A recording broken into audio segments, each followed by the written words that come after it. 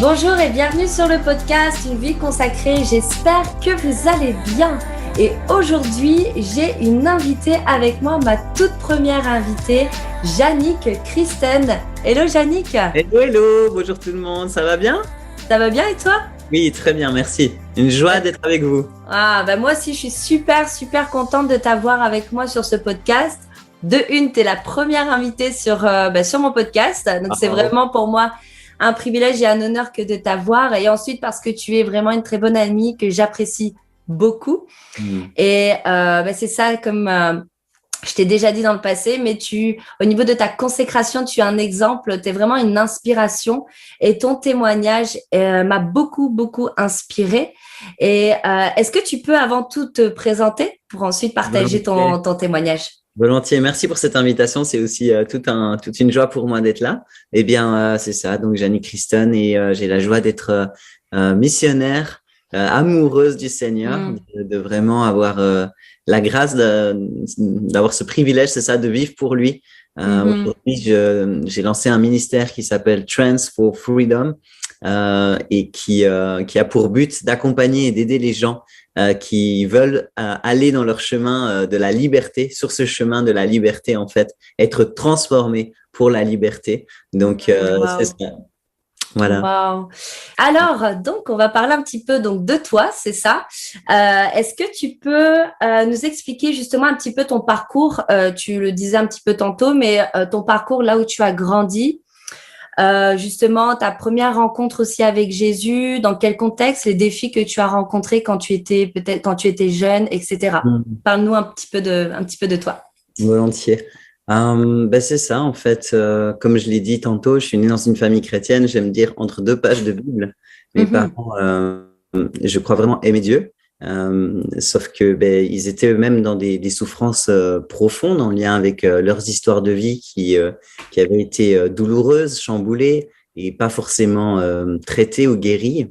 Et puis c'est sûr que ça a donné lieu à du coup un climat familial compliqué, difficile, avec différentes sortes, je pourrais dire, de différents désordres, en fait, différents types d'abus ou de dysfonctionnements.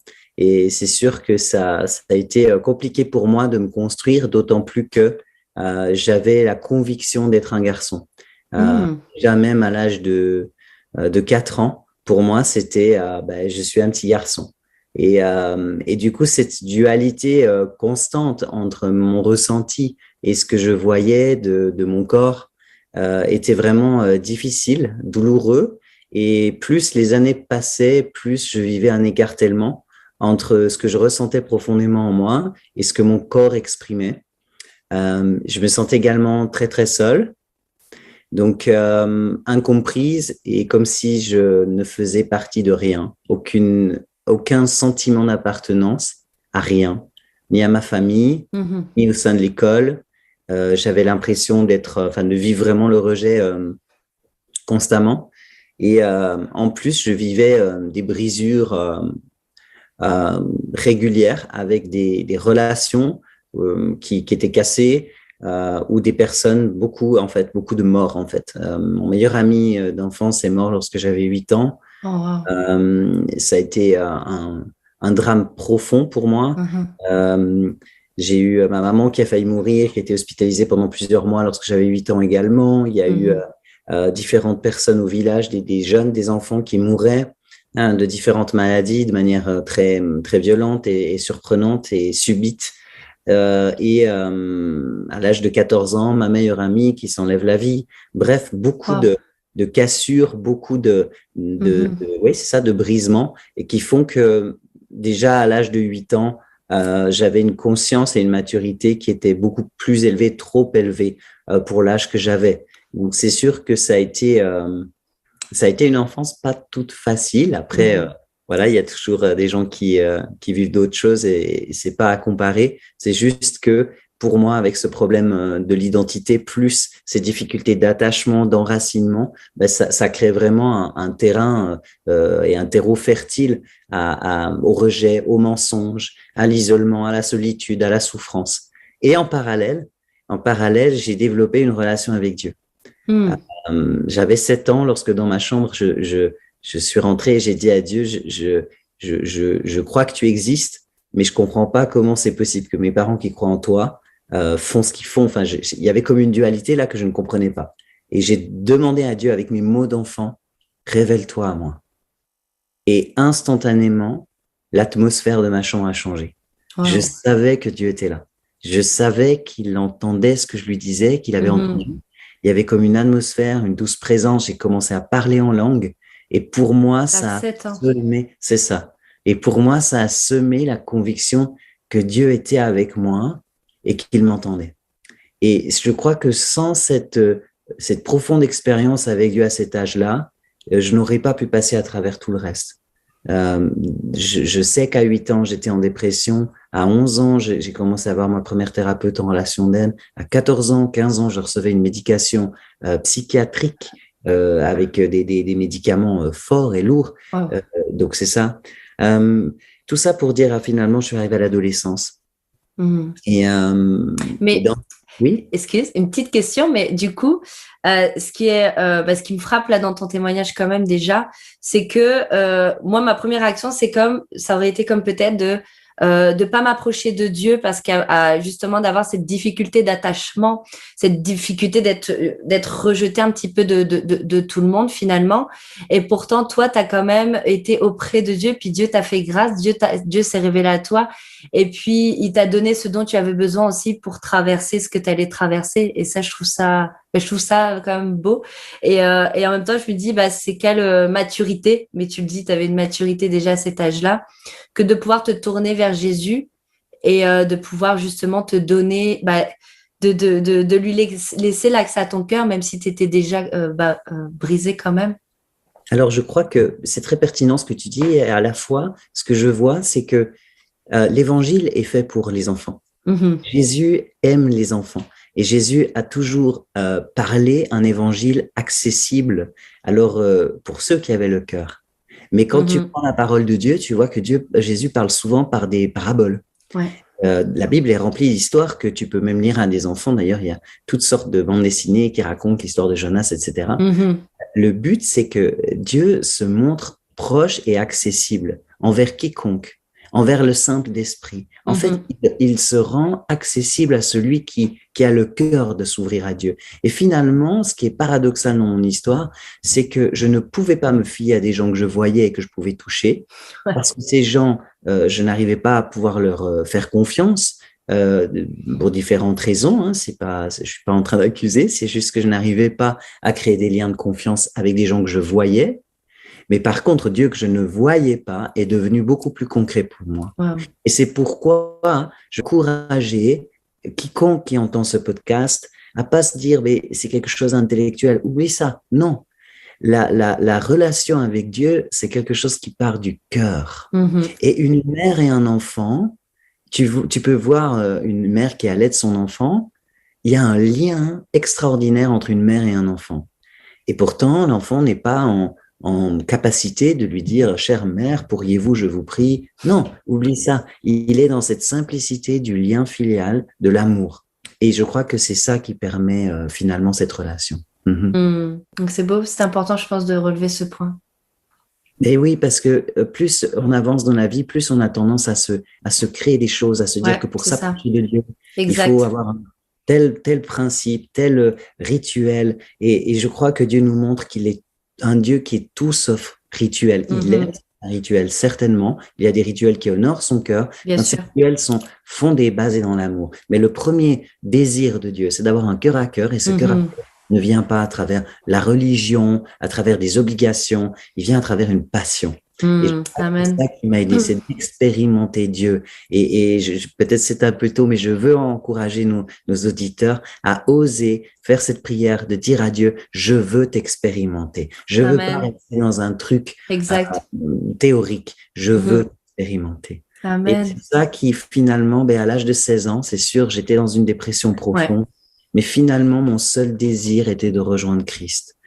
J'avais envie d'être avec Jésus parce que c'est comme si je ne supportais plus ma vie. Un an plus tôt, à l'âge de 15 ans, j'étais passé par les eaux du baptême et c'est sûr que l'année qui a suivi a été très difficile pour moi. J'aime dire aux gens dans les églises, prenez soin de vos nouveaux baptisés. Dans l'année qui suit les baptêmes, très souvent, les nouveaux baptisés vivent des attaques terribles. Ouais. Et moi, 1 an après mon baptême, j'ai essayé de mettre fin à ma vie. Je ne supportais plus cette vie. C'était mon seul désir, c'est de me retrouver dans cette présence de celui que j'aimais, de mon Dieu. Et c'est ça, j'ai commis, c'est ça, une tentative de suicide qui était vraiment, qui se voulait être létale, puisque j'ai été radical dans ma façon d'agir. Et je me suis retrouvé dans le coma, j'ai été hospitalisé pendant plusieurs jours. Je suis resté à l'hôpital jusqu'à ce que finalement je puisse en sortir. Mais là, il était inconcevable que je retourne chez mes parents. J'étais à ce moment-là dans une haine et une colère vis-à-vis d'eux terrible. Et ça aurait été complètement délétère et destructeur de retourner dans leur maison. Donc à ce moment-là, j'ai été placé dans un hôpital psychiatrique où j'ai vécu 3 mois. Wow. Et ça a été une période vraiment très très défiante et difficile parce que c'est un monde de souffrance parmi, je pense, les souffrances les plus extrêmes. Et là-bas, j'ai quand même retrouvé, poursuivi dans ma relation avec Dieu, donc cette faim aussi et cette soif de partager sur Dieu autour de moi à ces jeunes qui étaient perdus. Et c'est vrai que c'était très difficile de se retrouver dans un milieu qui avait quelque chose de carcéral. Hein. Il y avait des barreaux aux fenêtres, toutes les portes étaient fermées.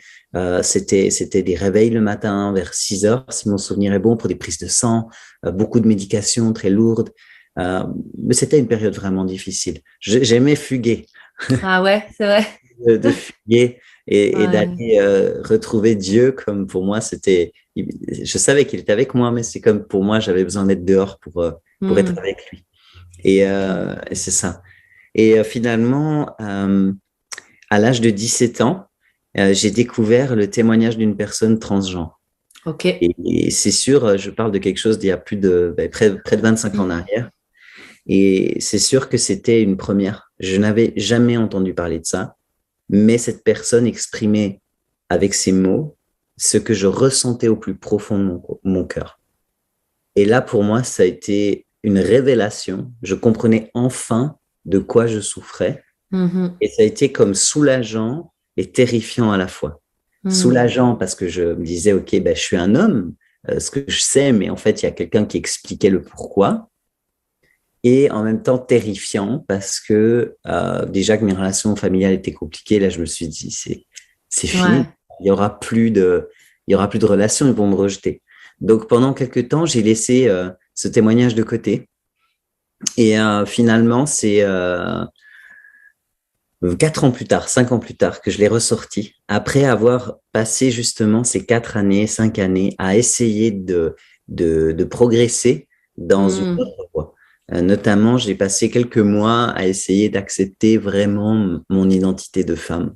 Et je me suis battue dans ce sens-là pour essayer de me féminiser. J'ai même essayé d'être en relation avec un homme. Mais à ce moment-là, j'avais l'impression d'être homosexuel. Parce que j'étais tellement convaincue d'être un garçon. Je me comportais comme tel, je pensais comme tel, je marchais comme tel. Pour moi, c'était une évidence. J'étais attirée par les femmes depuis mon plus jeune âge, j'étais en couple avec des femmes. Donc pour moi, c'est sûr que c'était une logique finalement de changer de sexe et d'être un homme, après avoir tout essayé, y compris d'accepter cette féminité et d'être en relation avec un homme. Oui. Pendant toute cette période-là, est-ce que tu en parlais à Dieu justement de l'attirance, par exemple, pour les femmes ou le fait que tu te sentais plus garçon que fille? Est-ce que tu as cherché la solution auprès de Dieu? Ou alors, est-ce que tu gardais ça pour toi? Alors, c'est drôle parce que dans mon jeune âge, je ne me souviens pas d'avoir dit à Dieu « aide-moi à accepter ma féminité ». Ce que je me souviens d'avoir dit à Dieu, c'est « fais que mon zizi pousse ». Je parlais comme ça, petite, et je disais « fais que mon zizi pousse ». Je priais pour ça. Et le matin, je soulevais ma couverture, je regardais sous mon duvet, et rien n'avait changé. Et ça, c'était très dur, mais j'ai été persévérante pour prier pour que ça pousse. Donc, c'était persévérante dans l'autre sens, en fait. Oui, parce que pour moi, c'était tellement une évidence, et je crois d'autant plus dans ce monde aujourd'hui où on te dit que ce qui compte, c'est ce que tu ressens. Il faut que tu vives selon tes ressentis. C'est ce que le monde te dit aujourd'hui. Et total, pour moi, mon ressenti, c'était je suis un garçon. Et ça avait beaucoup plus d'importance ou de poids, je dirais plutôt, que l'idée même d'être une femme. Alors, je priais plutôt pour un miracle dans ce sens, d'autant plus que dans l'église que je fréquentais quand j'étais enfant, je voyais des miracles. Je voyais Dieu agir. Pour moi, c'était pas compliqué pour Dieu il avait fait rallonger une jambe devant mes yeux d'enfant. Il n'y avait rien de difficile à Dieu de faire rallonger autre chose. Pour moi, c'était tellement facile pour lui. Quand tu y penses, c'était comme, j'avais vraiment, à quelque part, c'est beau. Ma foi n'était pas au bon endroit, mais c'est beau parce que pour moi, la toute-puissance de Dieu pouvait faire n'importe quoi. C'est que plutôt à l'adolescence, où là, je me suis dit, le n'importe quoi en question, pour moi, il n'est pas tout à fait biblique. Je commençais à me dire, mais Dieu ne s'est pas trompé. S'il m'a créé femme, il ne s'est pas trompé. Pourquoi? Et je me souviens quand même, j'avais des fois de la colère. Surtout à l'adolescence, là, vers peut-être fin de l'adolescence, 18 ans, j'étais fâché parce que je disais à Dieu, mais pourquoi tu m'as créé femme? Tu savais que j'allais préférer être un homme. Pourquoi? Et là, il y a eu de la colère, il y a de la rébellion qui a commencé à venir. Et quand la rébellion est venue, c'est fini, tu construis plus avec Dieu. Tu construis sans Dieu là où tu penses que c'est le mieux. Mais tu n'es plus dans sa volonté parfaite. Et finalement, tu t'écartes. C'était comme ça pendant une bonne période, en fait. Oui. Tu as construit au mauvais endroit. Oui, parce que réellement, c'était pour moi, j'étais un homme, point. Donc, il fallait que mon corps suive. Je pense que c'est drôle que tu me poses cette question. Je pense ne m'être jamais arrêté là-dessus, mais je crois que je m'étais jamais finalement dit, il pourrait amener. Oui, la seule période, c'est justement quand j'ai eu ces quelques mois, j'avais 21 ans, je crois, où j'ai vraiment été voir 2 thérapeutes en relation d'aide. Et là, je leur ai dit ouvertement, je me sens comme un garçon, je me sens prisonnier d'un corps de femme, aidez-moi. Et là, j'étais plutôt dans l'optique, OK, il faut que l'identité de femme se pose. Et ça a été peut-être les quelques mois où j'ai été dans cet état d'esprit-là. Mais ça n'a pas duré parce que je me souviens qu'elle m'avait donné certains conseils pleins de bienveillance. Elles étaient pleines de douceur, pleines d'amour. Et j'ai essayé de suivre ces conseils, mais voyant que ça ne marchait pas, moi, je me suis dit, c'est terminé. C'est terminé. Donc, en fait, c'est ça, à dire non, tu as essayé, tu as tout essayé. Laisse tomber. C'est ça, tu étais convaincu, en fait. C'est ça, c'était une véritable conviction qui était attachée. T'étais convaincu, donc tu marchais avec cette conviction, tu étais assis sur cette conviction-là, mais qui n'était pas la vérité, bien que tu la ressentais. Bon, on sait que c'est pas ton identité, mais tu étais assis dessus et c'est ça qui a fait que tu as marché pendant quand même plusieurs années, que même après, tu as construit ta vie, en fait. Le mensonge, c'est quelque chose de très puissant, Emmanuel. Satan vient mentir. Il est le père du mensonge, la Bible nous dit. Et quand Satan arrive à te mentir, c'est au départ, très souvent, c'est juste comme s'il saupoudre quelque chose. Comme un gâteau, il prend du sucre glace et il saupoudre. Ça semble très léger, ça semble anodin. Mais ce sucre glace va venir s'imprégner et descendre dans la pâte. Et c'est une réalité, je l'ai exprimé dans le livre que j'ai écrit. Finalement, c'était pas juste une idée, je suis un garçon, c'était une conviction, c'était mon identité. Je ne savais pas penser en femme. Je ne me suis d'ailleurs, avant mes 37 ans, je ne me suis jamais considérée comme une femme. Pour moi, ma façon de réfléchir, de construire était tellement celle d'un homme que j'étais même capable de conseiller des hommes dans leur mariage, par exemple. J'étais capable de dire à une femme, mais quand tu dis ça à ton mari, voilà ce qu'il comprend. Parce que pour moi, c'était mon fonctionnement. Et en tant qu'homme, j'ai eu un fonctionnement qui était peut-être même bien plus posé et bien plus sain, si je puis dire, c'est ça le comble, que beaucoup d'hommes nés hommes. C'est une vraie séduction, hein. Le diable vient séduire et il te donne une réalité qui déjà correspond à tes aspirations, mais aussi qui est semblable à la réalité de Dieu, mais qui est bien moins meilleure que celle de Dieu, mais quand même qui a l'air d'être totalement correct, comme tu disais, bah, tu étais vraiment tu étais un homme posé, en fait. Et tu avais toute d'ailleurs, je pense que tu étais quelqu'un de très gentleman. Enfin, je veux dire, tu étais l'homme dans tout ce qui pouvait être au maximum, en fait, c'est ça. Et Oui, donc, j'ai eu un c'est très ça. bon exemple. Mon père était un gentleman. Mon père était un homme qui avait placé la barre très haut. Et mon cœur, c'était de pouvoir non seulement marcher dans ses traces, mais si possible, même aller plus loin encore. Ouais. Donc, c'est sûr que à cet égard, mon père a été un exemple. C'est un homme qui aimait profondément ma femme, ma maman, pardon, qui l'honorait en tant que femme. Et c'est vrai que ça a été pour moi un exemple. Pour moi, il était voilà, la base à atteindre, en tout cas, c'est sûr.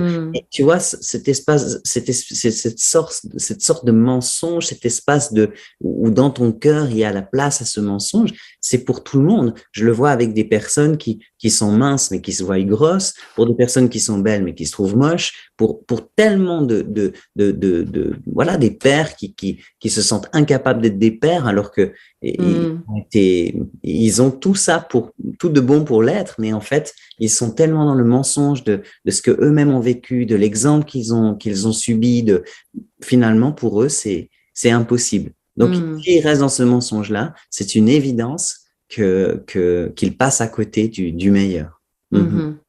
Et justement, donc, dans ce mensonge, tu as avancé et tu as construit donc ta vie. Tu as fréquenté donc une église. Je te laisse peut-être raconter un petit peu.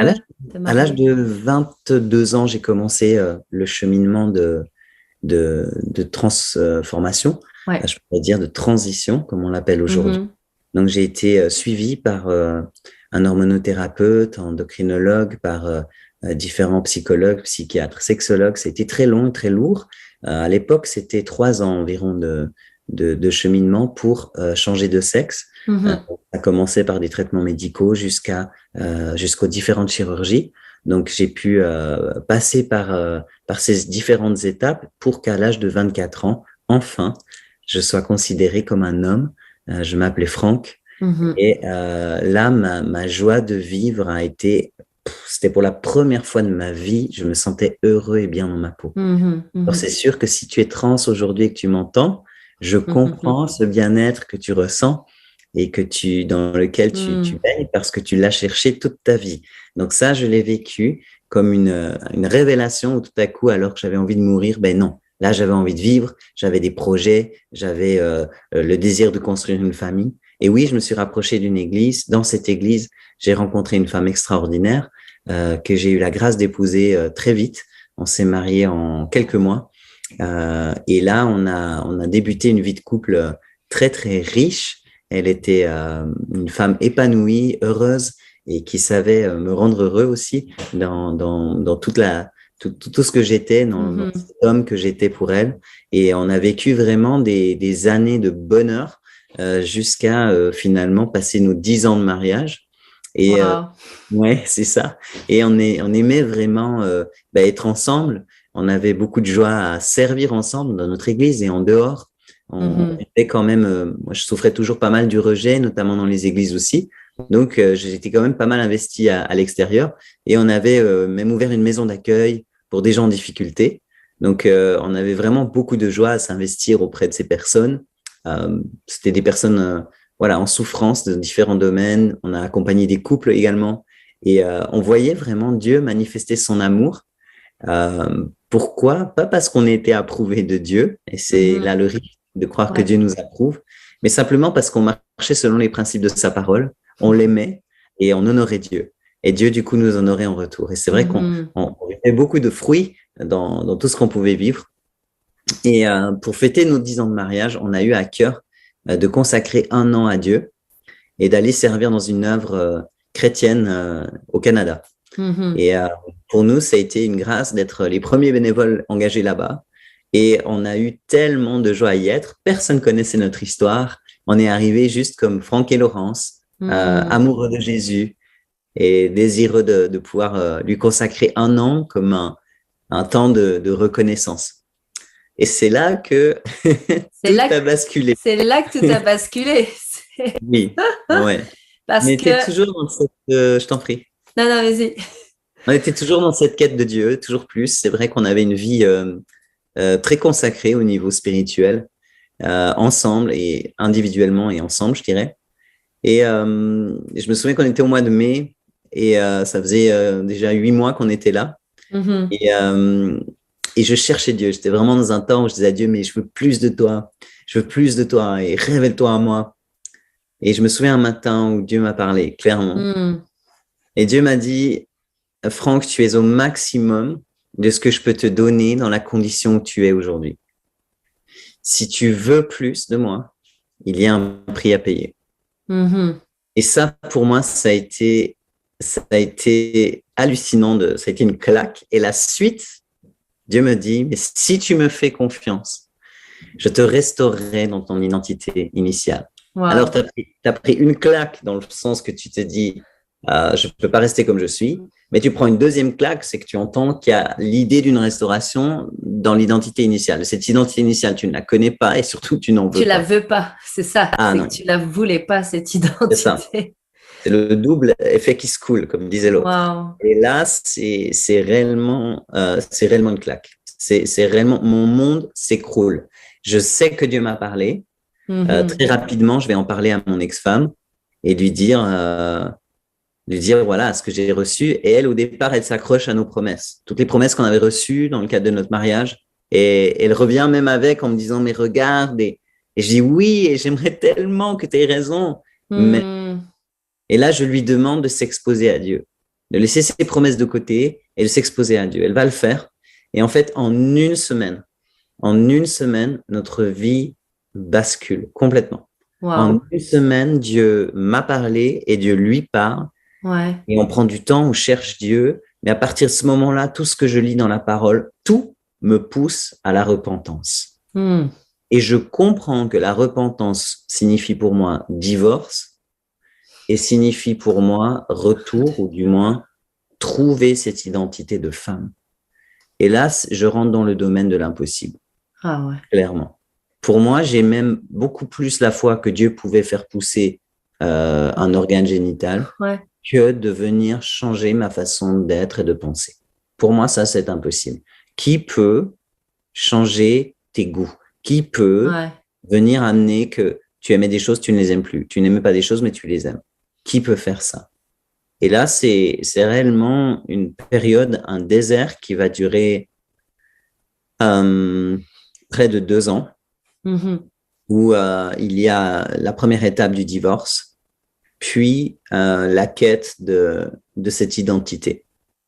Et ce sont 2 années terriblement douloureuses et en même temps extraordinairement glorieuses, parce que je découvre Dieu tel qu'il est vraiment, non pas juste dans son amour et sa bonté, mais aussi dans sa justice, ce qui amène un équilibre dans ma relation avec lui. Et c'est ça qui va, je pense, réellement changer les choses. On ne peut pas se contenter de voir Dieu comme un sauveur et comme un donneur de bonnes choses. On doit aussi considérer Dieu dans sa sainteté et dans sa gloire. Et ça va m'amener à venir à genoux devant lui, à choisir de renoncer à ma vie et de vouloir embrasser ce que lui désire. Et je me souviens que je faisais régulièrement cette prière. Seigneur, je veux aimer ce que tu aimes et détester ce que tu détestes. Et je me suis ainsi exposé à la présence de Dieu. J'ai saisi ce verset de Romains 12, les versets 1 et 2, quand il dit « Ne vous conformez pas avec le présent, mais soyez transformés par le renouvellement de l'intelligence, afin de discerner ce qui est bon, agréable et parfait. » Et pour moi, ça a été un réma, une révélation de comprendre que soyez transformés. C'est pas moi qui allais le faire. C'est Dieu qui devait le faire. Et les personnes qui m'accompagnaient au niveau spirituel me le disaient régulièrement. Franck, c'est Dieu qui le fera. Et c'était très compliqué pour moi parce que quand tu as vécu depuis petit avec la réalité et la lourdeur de certaines responsabilités, à devoir travailler, à devoir gagner de l'argent, à devoir très tôt, à devoir mériter l'amour, mériter les choses, c'est très compliqué de dire, OK, je vais me laisser faire par Dieu. Je vais attendre que Dieu vienne. Ouais. Puis c'est ça, c'est que tu as dû lui donner le plein contrôle de ta vie, en fait. Tu as dû Exactement. comme lâcher les rênes à ce moment-là parce que tu avais le choix aussi de continuer ta vie. C'est pas rien de divorcer, c'est pas rien de revenir. Bah là, c'est carrément sur une identité même. Je veux dire, c'est pas de changer de travail, on parle de quelque part, je dirais pas de se renier soi-même, mais presque. C'est comme tu t'offres, tu donnes ce que tu aimes le plus dans ce monde. Bien sûr, tu aimes Dieu en premier et c'est d'ailleurs pour ça que tu as fait ce choix de choisir Dieu en premier et c'est ça qui a motivé bien sûr ta décision. Mais quel sacrifice que d'offrir son mariage, que d'offrir son identité. Je veux dire, sur cette terre, pour moi, je vois pas qu'est-ce qu'il y a d'autre, de plus grand sacrifice que de s'offrir soi-même et d'offrir, bah voilà, le mariage où c'est quand même des très grands sacrifices, mais parce que tu es toujours amoureuse de Jésus. Et c'est ça, en fait, c'est cet amour, bien que oui, t'étais peut-être pas dans la volonté de Dieu parfaite, mais t'as marché toujours t'avais toujours cet amour de Dieu, cette passion de Jésus, à tel point que même si t'étais peut-être dans l'erreur, tu faisais plein de choses pour Jésus parce que tu l'aimais de tout ton cœur, en fait. Ton cœur était pur dans ton amour, en fait, c'est ça. C'est juste mais t'as quand même dû faire ce choix de, c'est toi que je choisis, c'est toi que je veux suivre, c'est toi que voilà, je veux aimer plus que tout et je suis prêt à tout de la même manière comme Jésus s'est donné entièrement pour nous parce qu'il nous aimait tellement qu'il a donné sa vie. Mais toi, tu as donné à ce moment-là ta vie, mais ça devait être quand même très difficile. Ça a été très difficile, mais tu as raison d'insister sur la notion de choix. J'ai eu conscience que Dieu m'aimait et qu'il m'aimerait toujours et que si je disais oui ou non, son amour n'allait pas changer. Mais j'avais conscience que ce choix que j'avais fait de changer de sexe mettait une distance entre lui et moi, que c'était un choix qui avait été basé finalement sur la rébellion en disant à Dieu, tu sais pas ce que tu fais. Moi, je sais ce qui est mieux pour moi.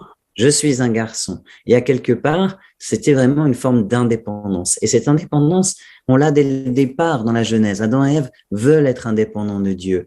Et c'est ça qui amène le péché. C'est ça qui amène cette distance et toute l'humanité à tomber derrière. Et quand tu lis Paul qui écrit dans Romains, offrez vos corps en sacrifice vivant, il dit ce qui sera de votre part un culte raisonnable. Raisonnable. C'est-à-dire propre à la raison, mais également le minimum que tu puisses donner à Dieu. Donc, oui, ça semble énorme. Et d'un côté, oui, c'était énorme. C'est énorme. Quand tu repasses en perspective l'œuvre de Christ à la croix, le fait qu'il ait quitté un ciel de gloire, le bien-être d'être avec le Père, la gloire d'être dans sa présence, pour venir en sachant il va devoir apprendre l'obéissance, il va devoir apprendre à écouter Saint-Esprit, à marcher selon l'Esprit, il va devoir guérir des gens, libérer des captifs, il va devoir aimer tout ça pour être trahi par ces mêmes personnes. Il va le faire. Donc, quand tu poses cette perspective, que Dieu a fait ce sacrifice, de venir donner sa vie par Jésus-Christ à la croix, finalement, ton propre sacrifice, c'est quoi? Et j'aimerais même dire autre chose. Oui, j'ai perdu ma vie, mais j'ai aussi perdu l'enfer. J'ai perdu l'éloignement avec Dieu. J'ai perdu cette distance qui faisait que je ne pouvais pas me sentir juste et avoir la conscience paisible devant lui. J'aime ce verset dans Hébreu quand il dit que tout châtiment semble premièrement un sujet de tristesse. Mais pour ceux qui ont été ainsi exercés, il produit ensuite un fruit paisible de justice. Aujourd'hui, j'ai une paix dans mon cœur pour mon salut, pour la vie éternelle, que je n'avais pas avant. Régulièrement, dans mon mariage, je disais à mon ex-épouse, tu sais, quand je vais arriver devant Dieu, je me demande si ça va passer. Ça veut dire que malgré toutes les bonnes œuvres, malgré tout le fruit que nous pouvions porter, au fond de mon cœur, je n'avais pas la conviction de mon salut. Et j'aimerais vraiment dire à celles et ceux qui nous écoutent, arrêtez de dire, ah oui, il a donné sa vie à Jésus quand il avait 4 ans, donc c'est bon, il est sauvé. Arrêtez de finalement rendre les choses si pays de oui-oui où tout le monde va tous au paradis. C'est faux et c'est très grave de croire ça. Oui, on peut lever la main à un appel, mais ce qui fait notre salut, c'est premièrement effectivement cette décision, mais c'est également d'abandonner notre vie de péché. C'est de choisir de renoncer à ce qui cause de la douleur au cœur du Père. Et accepter ça, c'est l'aimer au-delà de nous-mêmes. Accepter ça, c'est dire à Dieu, j'ai cette image, c'est un peu ça que j'ai finalement choisi de faire, c'est de déchirer, de prendre parce que c'est sûr, hein, Père, mon épouse, si tu m'amputais, tu m'arrachais le bras sans anesthésie, je pense que ça m'aurait fait la même douleur ou moins mal peut-être. Tellement quitter celle que j'aimais a été, pour moi, ça a été certainement le sacrifice le plus difficile. Nous étions tellement amoureux. Divorcer de quelqu'un que tu aimes, c'est très difficile. Alors j'avais l'impression d'ouvrir et de dire à Dieu, alors maintenant prends tout, prends-moi, prends tout. Et je me souviens de hurler comme un animal dans le sous-sol de cette maison où j'étais en disant à Dieu, mais oui, prends tout. Et c'est sûr que c'est absolument ce que je voulais qu'il fasse. Et j'aimerais justement revenir sur ce choix, Yannick, que tu as fait, ce fameux choix où tu as choisi de choisir Dieu.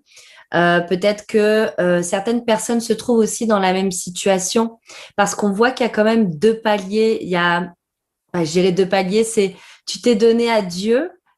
Tu t'es baptisé, tu as mené ta vie. Bon, c'est sûr que quand on voit, là, on parle d'identité, donc on peut dire, c'est comme un gros mensonge, mais il n'y a pas de gros ou de petits mensonges, dans le sens où d'autres personnes, de la même manière que moi, je voulais pas lui donner ma vie entièrement, puis que j'ai marché avec des mensonges pendant des années aussi, qui étaient peut-être moins...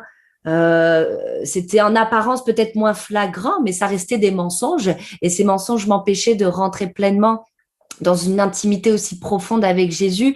Et en fait, ça nous empêche d'entrer dans notre destinée clairement. Ça nous empêche d'entrer dans les plans que Dieu a prévus pour nous, toutes les œuvres qu'il a prévues d'avance. On fait peut-être des œuvres par nous-mêmes et Dieu a prévu ses œuvres à lui pour notre vie. Et quand tu as fait ce choix de la même manière, il y a d'autres personnes qui, justement, je pense, se retrouvent dans cette situation, qui mènent une vie chrétienne, une bonne vie chrétienne, qui font peut-être des œuvres, qui mènent leur vie chrétienne, mais elles savent au fond d'elles-mêmes qu'elles ne sont pas pleinement dans la volonté de Dieu, elles ne sont pas pleinement consacrées à Dieu et qu'il y a des choses qui les retiennent. Et c'est ça, je ne sais pas si tu aurais justement un mot pour ces personnes, si tu avais peut-être un encouragement aussi pour elles. Oui, effectivement, il n'y a pas de petits ou de gros mensonges. Il y a un mensonge, le mensonge. C'est-à-dire, d'ailleurs, Jésus a dit que Satan, je l'ai dit tout à l'heure, était le père du mensonge. Et finalement, ce sont les conséquences du mensonge qui vont être différentes. Ouais.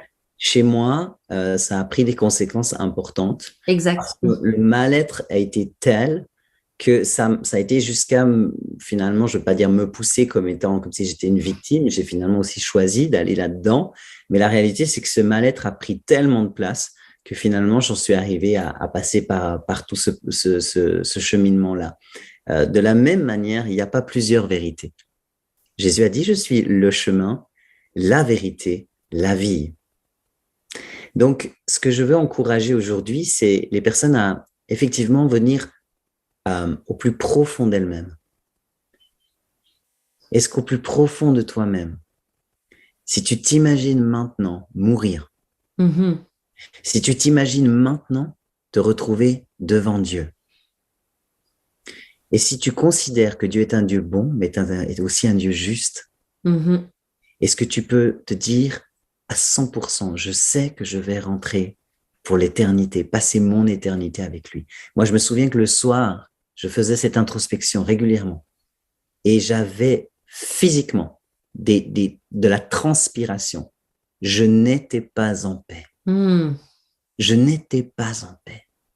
Et aujourd'hui, j'ai une paix et une joie pour mon avenir éternel que personne ne peut me voler. Alors, je veux t'encourager, si tu nous regardes, si tu écoutes, je veux t'encourager à aller devant le trône de Dieu avec cette introspection, demander à l'Esprit Saint de venir mettre à la lumière ces choses qui sont peut-être cachées ou bien ces choses avec lesquelles tu luttes depuis très longtemps et tu sais qu'elles sont là et finalement tu les aimes. Dieu ne te délivrera pas de quelque chose que tu aimes. Dieu ne te délivrera pas de quelque chose que tu aimes. Si tu nourris des choses malsaines et que tu aimes vivre ces choses-là, il va te laisser là, mais son cœur est que tu sois libre. Donc, il y a un choix à faire. Il y a une détermination à avoir. Exactement. De dire, Seigneur, je ne veux pas être loin de toi. Mon désir, c'est d'être au plus près de ton cœur. C'est d'être collé à ta présence. Et parce que je veux cette présence, je veux que rien ni personne ne soit entre toi et moi. Et là, tu vas aller chercher par l'Esprit Saint à ramener à la lumière. Je sens sa présence maintenant même. Tu vas ramener à la lumière ces choses qui sont là et qui te séparent. Et je prie au nom de Jésus-Christ pour que tu aies cette faim et cette soif d'anéantir ces géants dans ta vie et de dire à Dieu, plus rien, plus personne entre toi et moi, parce que tu es celui que je veux aimer, tu es celui que je veux suivre, tu es celui que je veux saisir, tu es celui pour qui je vis, tu es celui qui a donné sa vie pour moi, et rien ni personne ne me séparera de toi. Je prie au nom puissant de Jésus-Christ, spécialement pour celles et ceux qui sont dans des relations. Tu es dans des relations, tu as des relations dans ta vie qui sont devenues des idoles, qui sont devenues plus importantes que ta relation avec Dieu. Dieu t'attend dans le lieu secret et tout à coup tu reçois un WhatsApp, un message de quelqu'un qui te dit viens on fait ça ce soir et tu laisses tomber ton Dieu et tu vas et tu cours avec cette relation. Ça peut être des relations d'amitié, mais le cœur du Père, c'est que tu aies premièrement une amitié avec lui. C'est que tu viennes premièrement chercher son cœur. Père, je prie maintenant pour que cette consécration monte, ce désir de consécration monte, qu'il y ait une faim, une soif irrépressible dans le cœur de celles et ceux qui tombent sur ce lien.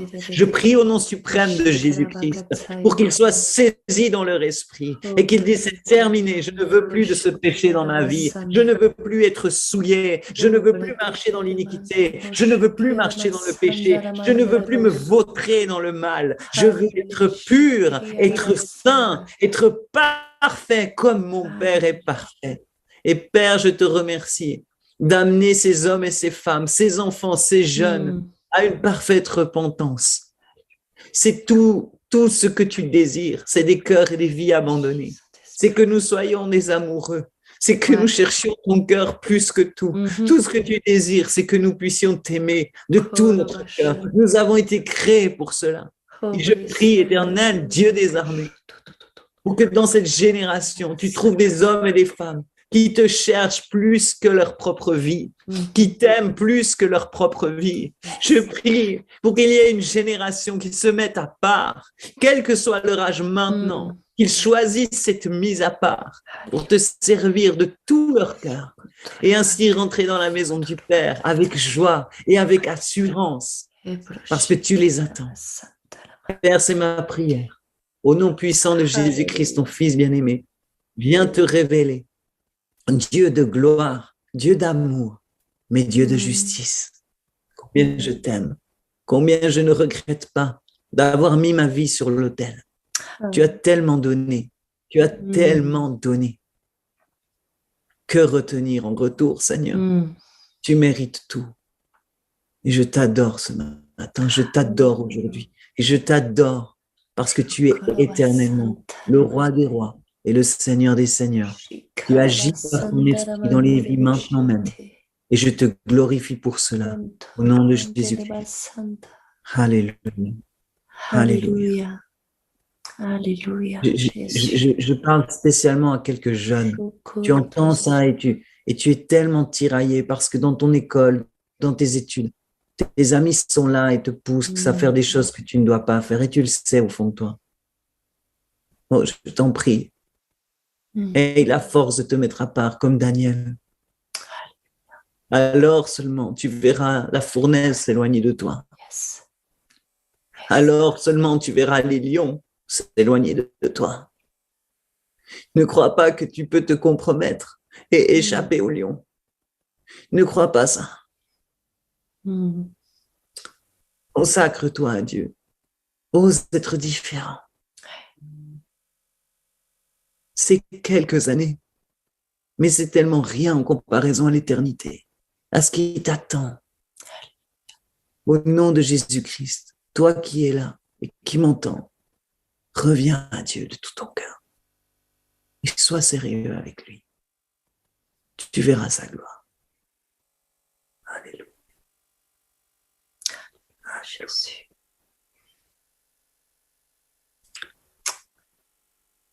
J'ai vraiment ce passage dans Matthieu qui remonte. Jésus parle des faux prophètes et il dit c'est à leurs fruits que vous les reconnaîtrez. Et ce qui est très intéressant, c'est que juste après, il y a cette phrase terrible. Ce n'est pas tous ceux qui diront Seigneur, Seigneur qui entreront dans le royaume, mais seulement ceux qui font la volonté de mon Père. Alors en ce jour-là, certains diront, mais Seigneur, nous avons fait ci, nous avons fait ça. Et dira, je ne vous connais pas. Tu peux chasser des démons, tu peux guérir des malades et entendre Dieu te dire, je ne te connais pas. Alors aujourd'hui, est-ce que tu peux dire, Dieu me connaît? Est-ce que tu peux dire, je connais Dieu? Et ça, on ne joue pas avec Dieu. Dieu est saint. Dieu est tellement saint. Ça rejoint ce que je voulais aussi dire, c'est que quand on se donne à Dieu et qu'on devient enfant de Dieu, Dieu a un droit légal sur nous. Il devient notre tuteur. Donc un tuteur, un père avec son enfant choisit pour son enfant ce qui est bon pour lui. Il va choisir toutes les amis qu'il va fréquenter, l'école dans laquelle il va aller. Il va vraiment tout choisir pour lui. Et de la même manière qu'on a un bon Père céleste, celui qui nous a créés, il a des plans bons pour nous. Ces plans sont parfaits, ce sont des plans de bonheur. Et quand on choisit Dieu, on ne choisit pas à moitié. On ne peut pas simplement se donner un tout petit peu, mais on se donne entièrement. Et c'est comme ça qu'on entre dans justement qu'on puisse porter du fruit, mais du fruit qui lui est agréable, du fruit qu'il a prévu aussi par rapport aux œuvres qu'il a prévues pour nous. Et c'est ça, ce fameux choix que tu as fait, Yannick, ça t'a amené dans ta destinée. Parce que c'est ça, c'est que Dieu a des plans de paix pour nous, il n'a pas des plans de malheur. L'avenir qu'il a pour nous, il n'est pas plus médiocre que celui qu'on essaie de créer par nos propres forces. Il est bien meilleur. Il est bien meilleur, il est bien plus glorieux. Et aujourd'hui, tu rentres pleinement aussi, et je suis vraiment heureuse aussi parce que tu rentres pleinement dans ta destinée et dans tous les plans que Dieu a prévus pour ta vie, Yannick. Et tu es un témoignage justement de ça. Gloire à Dieu. Gloire à Dieu. Il l'a fait. Il a été fidèle. Il a tenu sa promesse. Et c'est ça que je veux dire, c'est que finalement, Dieu a premièrement enlevé les sentiments amoureux que j'avais pour mon épouse. Et ceux qui nous ont connus en tant que couple peuvent considérer ce que ça veut dire. C'est un miracle en soi. Ensuite, Dieu a enlevé l'attirance que j'avais pour les femmes. Et là encore, ceux qui luttent avec des désirs homosexuels, quand tu luttes réellement et que c'est quelque chose que tu n'as pas envie de vivre, je ne parle pas de ceux qui aiment vivre là-dedans. Je parle vraiment, si tu luttes et que tu n'as pas envie d'être là-dedans, tu peux considérer ce que ça veut dire d'être libre, de ne plus avoir ces sentiments-là. Et ensuite, il a amené mon cœur à une complète transformation, à savoir que la vision que j'avais de moi-même a changé. Je ne me perçois plus en homme. Et c'est ça qui est fou. C'est glorieux. C'est surnaturel. C'est surnaturel. Aucun médecin peut faire ça. On ne peut pas te laver le cerveau. Personne ne peut faire ça. C'est une glorieuse. Seul Dieu peut le faire. Seul Jésus-Christ a pu aller anéantir ces mensonges parce qu'il est la vérité. Et j'ai une question. Est-ce que tu es heureuse? Bien sûr. Bien sûr, mais mon bonheur n'est pas premièrement dans ce que je suis moi. Aujourd'hui, mon bonheur le plus complet est de faire le bonheur de Dieu. Et d'être dans sa volonté. Pour moi, c'est tout ce qui importe. Et c'est ce qui fait qu'aujourd'hui, je suis en vie. Tout ce que je veux, c'est voir la gloire de Dieu, voir son bonheur, faire son bonheur. C'est ce qui me tient en vie aujourd'hui. réellement. Il y a rien d'autre qui, pour moi, aujourd'hui, ma vie, elle est clairement abandonnée à Dieu. Si demain, Dieu me dit, va là, j'y vais. S'il me dit, fais ça, je le fais. Pour moi, c'est vraiment, comme je l'ai dit tout à l'heure, où j'ai ouvert, dit à Dieu, possède-moi complètement. Et je veux toujours plus. S'il y a des domaines, des choses où je vois, il y a des choses, je suis en chemin, évidemment, il y a des choses que Dieu parfait encore, il le fera encore. Et finalement, c'est OK. Mais tout ce que je veux, c'est qu'il ait toute la place. C'est ça. Wow. Et tu parlais tout à l'heure de ton livre. Tu as écrit un livre. Et d'ailleurs, je vais pouvoir mettre le lien dans la description, en dessous de l'épisode. C'est ça. Mais tu racontes donc dans ce livre justement tout ton témoignage, tout ton parcours, tout ce que tu as vécu. Hein. Oui, c'est ça. Ouais, c'est un livre qui est paru en 2021. Il est écrit en 2020 sur quand même plusieurs années. J'étais encore mariée quand Dieu m'a parlé pour l'écriture de cet ouvrage. Ça me semblait impossible, mais finalement, il l'a fait. Je suis très encouragée d'avoir des retours des personnes qui l'ont lu, qui sont touchées, qui sont boostées dans leur propre foi, et de voir aussi des personnes qui décident de détransitionner, des personnes qui étaient dans des mensonges par rapport à leur identité, par rapport à qui elles sont, à comment elles sont, au fait de se percevoir d'une manière ou d'une autre. Et à travers ce livre, Dieu les touche, et les restaure, il arrache les mensonges, il rétablit la vérité. Alors ça me réjouit beaucoup, profondément. Ton livre, Yannick, je croyais être un homme. Donc, je vais mettre le lien dans la description de l'épisode. Et comme ça, les personnes pourront se le procurer et le lire. En tout cas, ce livre m'a vraiment beaucoup béni. J'ai vraiment beaucoup aimé. J'ai été aussi beaucoup touchée par ton ouvrage. Donc c'est ça. En tout cas, c'est le témoignage de vie transformée, tout simplement. Tout à fait. Donc, en tout cas, merci beaucoup. Merci infiniment, Yannick, d'avoir participé à cet épisode aujourd'hui. Je pense vraiment que ça va porter du fruit, que les gens vont être touchés par ton témoignage et ce que tu as vécu, ce que tu as partagé. Et puis peut-être à une prochaine fois sur ce podcast. Qui sait? Volontiers, merci Emmanuel pour cette invitation. Je bénis le ministère que tu portes. Et je glorifie le Seigneur pour ta vie. Il n'y a pas de petite ou de grande transformation. Tu es une femme incroyable, resplendissante, qui aime le Seigneur, consacrée. Alors continue parce que ton ministère bénit des vies autour de toi et bien nous donne. Merci beaucoup, Yannick. À très bientôt. À bientôt. Bye. Vie consacrée.